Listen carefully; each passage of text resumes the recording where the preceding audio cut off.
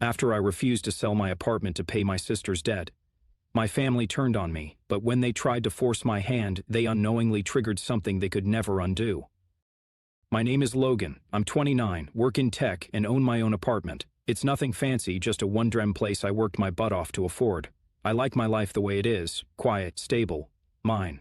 Which is probably why my parents and my sister Emily think I should give it up. The message from Mom came in while I was at work.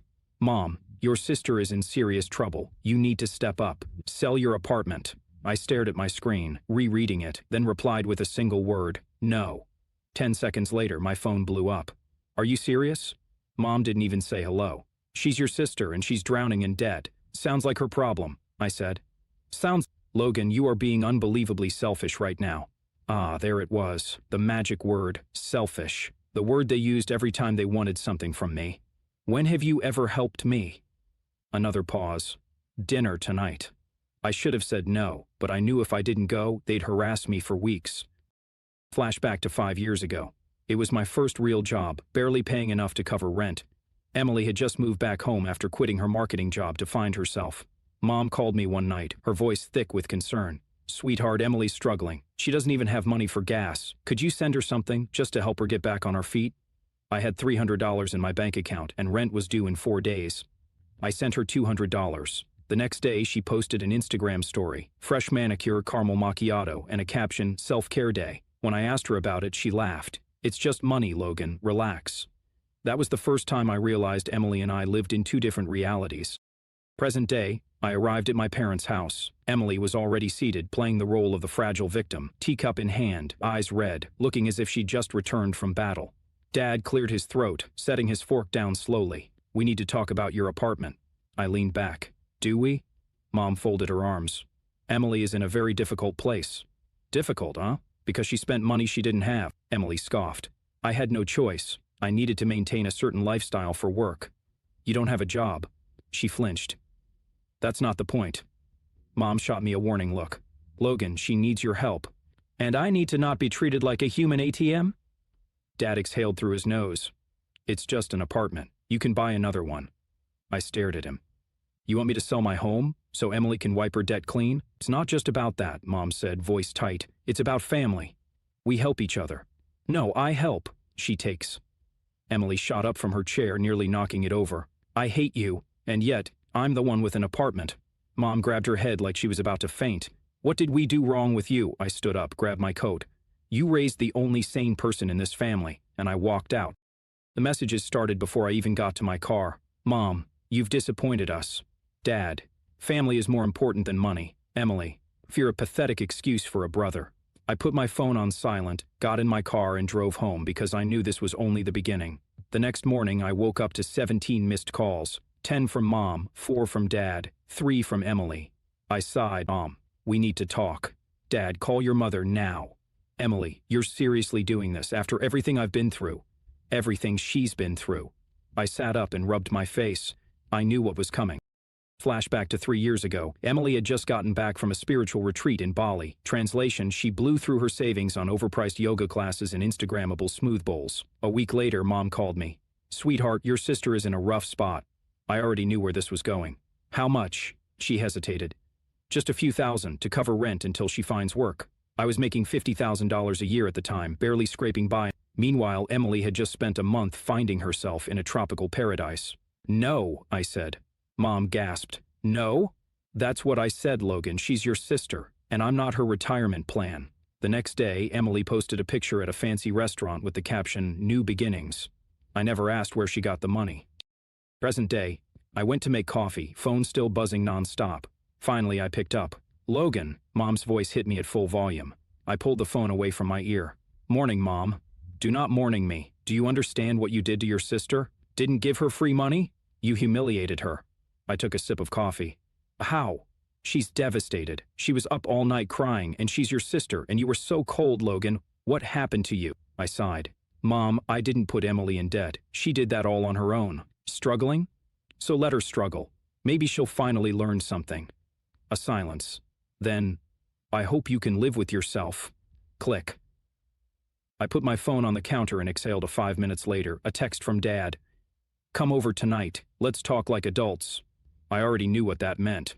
They weren't done trying to wear me down. Fine, let's see what they had planned. I should have known this wasn't just going to be a talk. The second I walked into my parents' house, I felt it. The tension in the air. The way Mom was pacing. The way Dad had his arms crossed like he was about to lay down the law. And then I saw her. Emily, sitting on the couch, wrapped in a blanket like some tragic victim. Her eyes red and puffy like she'd been crying for hours. Maybe she had. Didn't change anything at all. I almost turned around and walked out. "Sit down," Dad said, his voice low and serious. "No need, I already know where this is going." "Then sit down and hear us out," Mom pressed, arms folded. I sighed and sat, not because I wanted to, but because I knew if I didn't, they'd act like I never gave them a chance to explain their side. Mom jumped in immediately. "Logan, we just don't understand. Why are you being so heartless?" "Heartless? Because I don't want to sell my home? It's just an apartment." "It's my apartment, Mom. One I worked really hard to afford. And your sister is about to lose everything." Emily sniffled dramatically, dabbing at her eyes like she was starring in some soap opera. "You don't understand what it's like to be in my position," she muttered, voice shaking just enough to make her sound fragile. I leaned back. "Your position? You mean broke?" She shot me a glare. "You've never had to worry about money like I have." I actually laughed at that. "Are you joking? I've been working since I was 16. "Yeah, but you like working." I blinked. "What?" "You like working," she repeated, like it was the most obvious thing in the world. "You've always been one of those career people." "I'm not like that. I need to be happy. And being responsible makes you unhappy?" She folded her arms. "I just think people should be able to enjoy their lives. What's the point of living if you're miserable? You weren't miserable when you were maxing out your credit cards, huh? I didn't think it would get this bad." "That's the problem, Emily. You never think." "We are not leaving this room until you show some compassion." I exhaled through my nose. "Let me get this straight. You want me to sell my apartment so Emily, who doesn't like working, can wipe out her debt, and then what? Start fresh?" Mom nodded. I turned to Emily. "And what happens when you rack up more debt?" Mom and Dad exchanged a look. Emily rolled her eyes. "I wouldn't." "Swear on your life right now that you'd never use a credit card again." Silence. "So that's what I thought." Dad sighed, rubbing his temples. "Logan, it's not about the money. It's about family." "No, it's always about money." "My money?" Mom's face hardened. "So that's it? You're just going to turn your back on us?" "No, I'm just finally saying no." Emily slammed her hand on the table, her face red with anger. "You're unbelievably selfish, you know that?" "After everything Mom and Dad have done for you?" I tilted my head. "What exactly have they done for me? They raised you. So just existing in this family means I owe you my entire future." She jumped up from the couch, fists clenched. "I hope you choke on your stupid apartment, you condescending jerk." Mom gasped. "Emily, no." "Let her talk, Mom. This is the real her." Emily was shaking with rage. "You're dead to me." I stood up, grabbed my coat. "Finally." Dad's voice was low, firm. "If you walk out that door, Logan, you're making a choice." I looked him dead in the eyes. "No, Dad, you are." And I walked out. By the time I got to my car, my phone was blowing up. "Mom, you've disappointed us." "Dad, family is more important than money." "Emily, you're a pathetic excuse for a brother." I put my phone on silent and drove home. They thought this was over. They had no idea what was coming. After the ambush, I expected them to back off for a while. I was wrong. The next morning, I woke up to 23 missed calls and a flood of texts. "Mom, we need to talk now." "Dad, you're making a huge mistake. Call me." "Emily, I hope you stay stuck in that awful apartment of yours." I muted the group chat. I had work to do, unlike some people. The guilt trip too. By lunchtime, I had 3 voicemails from Mom. I made the mistake of listening to one. "Logan, I just don't understand." Deep sigh. "I don't know what's happened to you. You used to be such a kind boy. You used to care about your family. Now you're cold, unrecognizable. Did we fail as parents? Is this our fault?" I hung up halfway through. Classic move. Make me feel like a heartless monster. 2 hours later, Dad called. Against my better judgment, I picked up. "Logan." His voice was low, serious, the disappointed but wise father tone. "I need you to come by tonight. We need to talk, man to man." "Not happening." "Don't be like this. We can work something out." "There's nothing to work out." "Son, you don't walk away from family." I laughed. "No, but family sure as hell walks all over me. That's not fair." "What's not fair is expecting me to give up my home because Emily refuses to be an adult." Silence, then a heavy sigh. "You don't understand what it's like to be a father. And you don't understand what it's like to be the only responsible person in this family."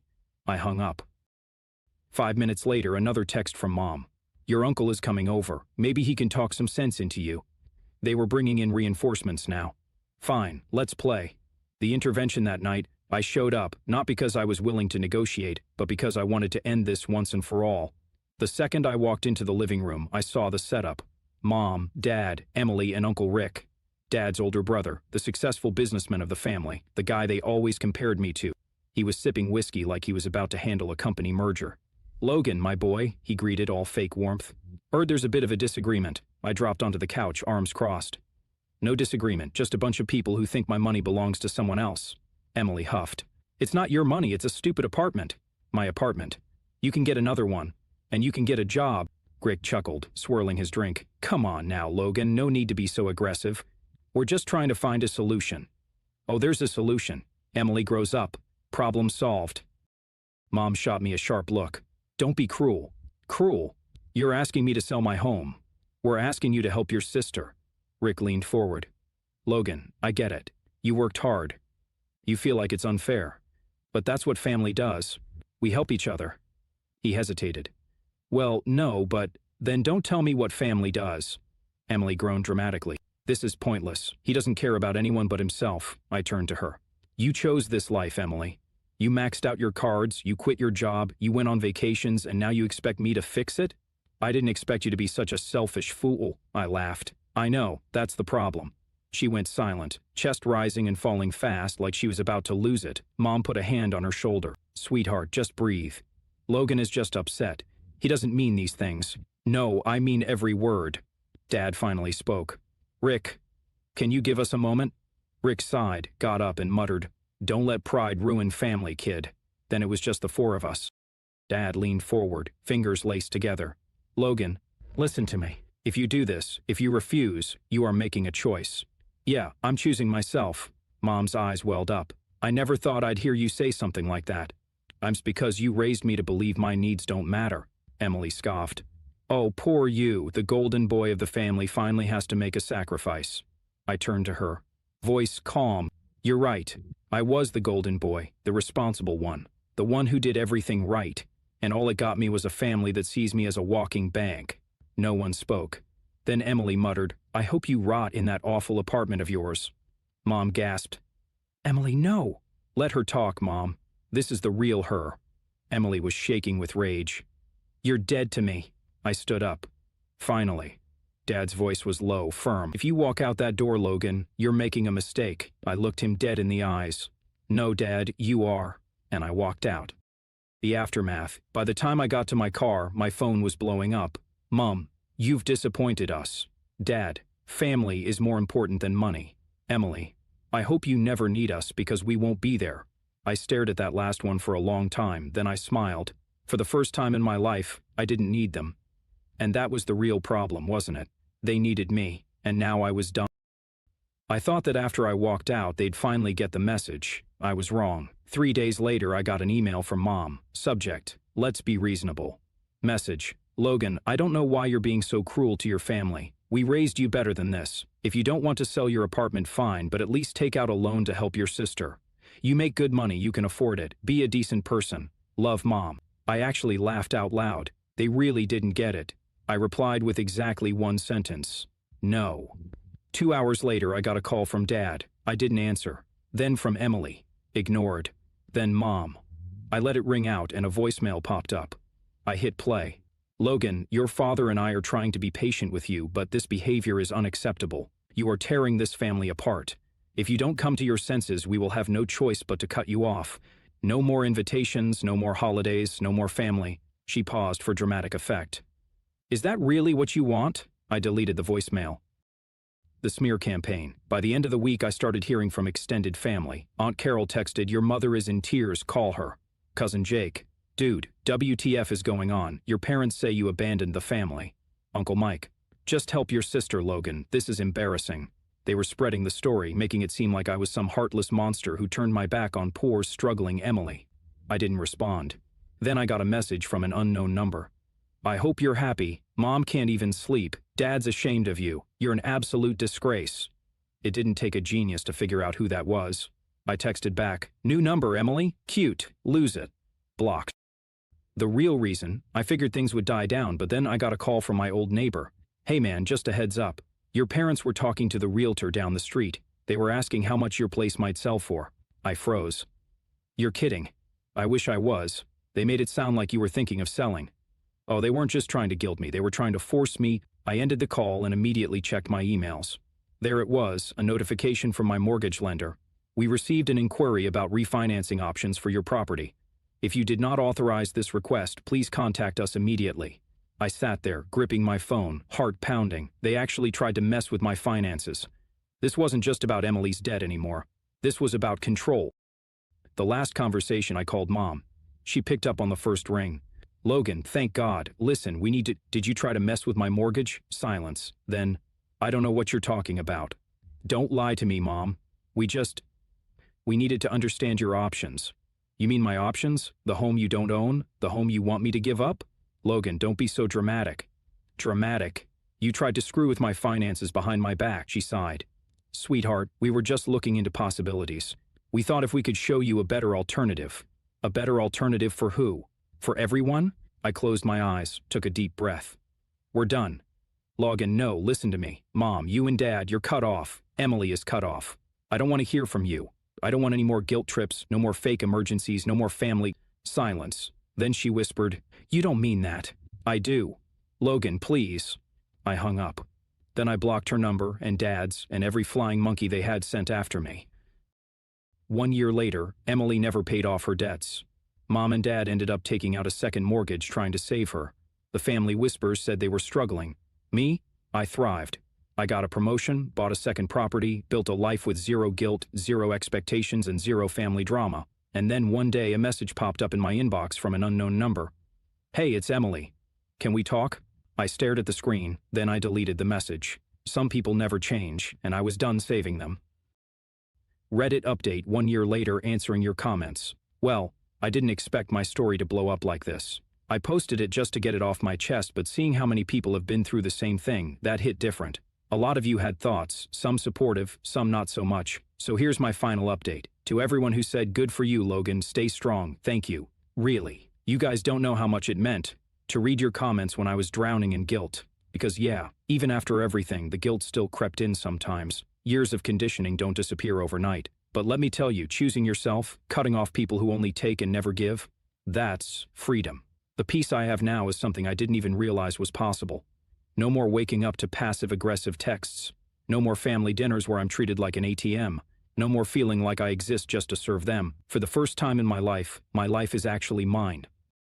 To the people who said, she's your sister, you should have helped. Helped how? By throwing away my home so she could go right back to maxing out her credit cards? By letting my parents manipulate me into another financial trap? By rewarding her for screwing up, while I get punished for being responsible? Let me ask you something. If someone kept setting their house on fire over and over, would you burn your own house down to keep them warm? Because that's what you're asking me to do. I didn't cut off my family because they were struggling. I cut them off because they expected me to fix their struggles, no matter what it cost me. And when I said no, they tried to force my hand. That's not family, that's financial abuse.